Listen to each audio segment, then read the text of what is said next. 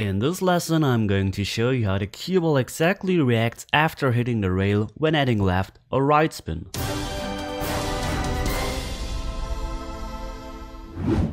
So in today's lesson I'm going to show you a system to calculate where the cue ball will travel if you add left or right spin.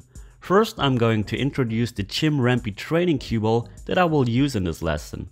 Afterwards we're going to talk about how the cue ball reacts if there is no object ball involved, and at the end I'm showing you how spin affects the cue ball after we hit an object ball before contacting the rail.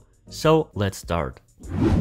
As I just mentioned, I'm using the Chimp training cue ball. It's a very nice tool with that you can easily see where you have to aim on the cue ball.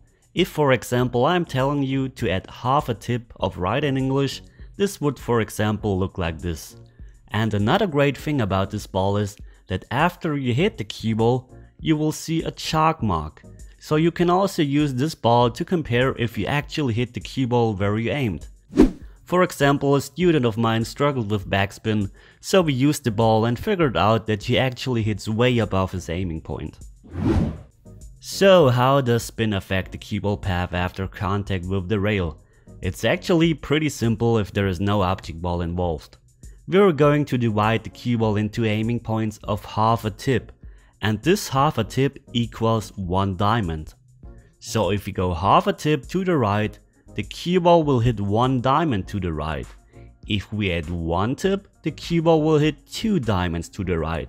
And if we add 1.5 tip, the cue ball will hit 3 diamonds to the right. Pretty simple, isn't it? But what happens if we're going the long way on the table? This system doesn't change. Half a tip will still mean 1 diamond to the right. But since the distance is now doubled, the diamonds will be doubled. So if we add half a tip, the cue ball will on the center be 1 diamond away and at the top of the table be 2 diamonds away. Now let's have a look at a few situations where you can use the system. We have to make the 8 ball into the side pocket. We know if we hit straight into the rail with 1 tip of right in English, the cue ball will travel 2 diamonds to the right and make the 8 ball. Now the cue ball is further away. In this situation we could of course add 1.5 tip to travel 3 diamonds to the right. But I decided to hit at that point on the rail. With the angle of reflection I see that the cue ball will travel this path. So I need 1 more diamond to go towards the 8 ball. So I'm using half a tip of right in English.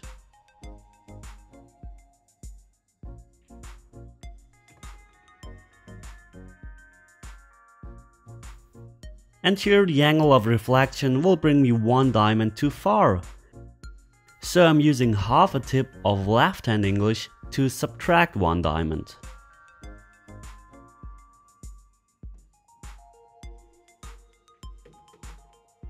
As you see, you have a lot of options. Playing straight into the rail and only use English to change the path. Use the angle of reflection and then adding a smaller amount of English.